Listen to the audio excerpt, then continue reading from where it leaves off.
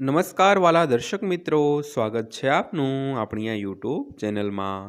તો મિત્રો, સૌથી પહેલાં બધાને જાજા કરીને જય શ્રી કૃષ્ણ, જય માતાજી, હર હર મહાદેવ. તો મિત્રો, પેન્શનર્સ અપડેટ ટુડે. આ રાજ્ય સરકારના પેન્શનરોના પેન્શનમાં રૂપિયા 1000થી 12000નો વધારો કરાયો છે મિત્રો. પણ અત્યારે જ આ કામ કરવું પડશે તો લાભ મળશે. તો મિત્રો, કયું કામ કરવું પડશે તેની આપણે વિડીયોમાં આગળ વાત કરવાના છીએ. તો વિડીયો શરૂ કરતાં પહેલાં આપને બધાને એક દિલથી નમ્ર વિનંતી કે જો હજી સુધી આપણી આ ચેનલ તમે સબસ્ક્રાઈબ કરી ન હોય તો આપણી આ ચેનલ તમે સબસ્ક્રાઈબ કરી લેજો, કારણ કે તમારા માટે અગત્યના વિડીયો આપણે રોજે રોજ લઈને આવતા હોઈએ છીએ મિત્રો. તો શરૂ કરીએ આજનો વિડીયો. તો પેન્શન અપડેટ. ભારતમાં પેન્શનરો માટે એક સારા સમાચાર છે. 2025માં કેટલાક રાજ્યોમાં પેન્શન વધવા જઈ રહ્યું છે, ખાસ કરીને તે પેન્શનરો માટે કે જેઓ રાજ્ય સરકારો પાસેથી પેન્શન મેળવે છે. હાલમાં જ એક રાજ્ય સરકારે પેન્શનમાં મોટા વધારાની જાહેરાત કરી છે, જે અંતર્ગત પેન્શન ધારકોને 1000થી 12000 રૂપિયાનો વધારો મળવાનો છે. આ સમાચાર પેન્શન ધારકો માટે વરદાનથી ઓછા નથી, કારણ કે તે તેમની જીવનશૈલીમાં મોટો બદલાવ લાવી શકે છે. તો જાણો આ પેન્શન વધારાનો લાભ કોને મળશે અને પેન્શન વધારવા માટે તમારે કયા પગલાં ભરવા પડશે. જ્યારે કોઈપણ રાજ્યની સરકાર પેન્શનરો માટે પેન્શન વધારવાની જાહેરાત કરે છે, ત્યારે તેનો મુખ્ય ઉદ્દેશ પેન્શનરોની જીવન નિર્વાહની મુશ્કેલીઓ ઘટાડવાનો હોય છે.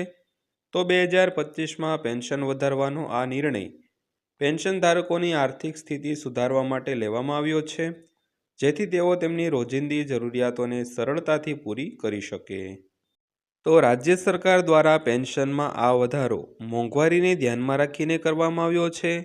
વધુમાં સરકારને એ પણ જણાવાયું છે કે પેન્શનરોની જીવનશૈલી સુધારવા માટે પેન્શનમાં વધારો કરવો જરૂરી છે. આ પેન્શન વધારવાનો લાભ તે તમામ પેન્શન ધારકોને મળશે જેઓ રાજ્ય સરકાર દ્વારા આપવામાં આવતા પેન્શનનો લાભ મેળવી રહ્યા છે. તો આ લાભ સરકારી કર્મચારીઓ, પેન્શનરો અને તેમની વિધવાઓને મળશે. તો પેન્શનમાં વધારો કરવાની આ યોજના પેન્શન ધારકોના આર્થિક સશક્તિકરણની દિશામાં એક મહત્વપૂર્ણ પગલું છે. તો રાજ્ય સરકારના કર્મચારીઓ અને પેન્શનરો, વિધવાઓ કે જેઓ પેન્શન મેળવે છે, તેમજ પેન્શન યોજના હેઠળ આવરી લેવામાં આવેલા અન્ય લાભાર્થીઓ, આ તમામને 1000 રૂપિયાથી 12000 રૂપિયા સુધીના પેન્શનમાં વધારો મળશે. આ વધારો લાભ એવા પેન્શન ધારકોને મળશે જેઓ પહેલેથી જ પેન્શન મેળવી રહ્યા છે અને જેમના પેન્શનનો દર સરકાર દ્વારા નક્કી કરવામાં આવે છે. તો પેન્શન અપડેટ. પેન્શન વધારવા માટે આ પગલાં લેવાની જરૂર છે. તો પેન્શનમાં વધારાનો લાભ મેળવવા માટે પેન્શન ધારકોએ કેટલીક જરૂરી પ્રક્રિયાઓમાંથી પસાર થવું પડશે. જો તમે તેમ પેન્શનમાં વધારવાનો લાભ મેળવવા માંગતા હો તો નીચેના પગલાં લઈ શકાય છે. તો સૌથી પહેલાં ફોર્મ ભરવાનું રહેશે. તો પેન્શનરોએ સૌપ્રથમ તેમનું પેન્શન ફોર્મ અપડેટ કરવું પડશે.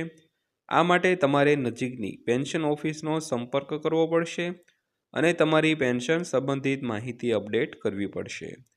ત્યારબાદ વાત કરીએ તો જરૂરી દસ્તાવેજો સબમિટ કરવાના રહેશે.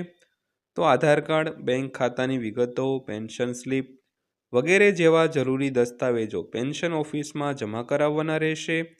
તો આ દસ્તાવેજો તપાસ્યા બાદ તમારી પેન્શનની રકમ વધી જશે. ત્યારબાદ ઓનલાઈન પોર્ટલનો ઉપયોગ કરો. ઘણા રાજ્યોએ ઓનલાઈન પેન્શન પોર્ટલ શરૂ કર્યા છે. જો તમારું પેન્શન રાજ્ય ઓનલાઈન પેન્શન અપડેટ સુવિધા પ્રદાન કરે છે, તો તમારે આ પોર્ટલ દ્વારા પેન્શન વધારવા માટે અરજી કરવી પડશે. ત્યારબાદ સમયસર અરજી કરવાની રહેશે. તો પેન્શનમાં વધારાનો લાભ મેળવવા માટે નિયત તારીખ પહેલાં અરજી કરવી જરૂરી છે. જો અરજી પ્રક્રિયામાં વિલંબ થાય છે તો પેન્શન વધારવામાં વિલંબ થઈ શકે છે. ત્યારબાદ પેન્શન વધારવાનો લાભ કેવી રીતે મેળવવો તેની વાત કરીએ તો પેન્શન વધારવાનો લાભ સીધો પેન્શન ખાતામાં જમા કરવામાં આવે છે.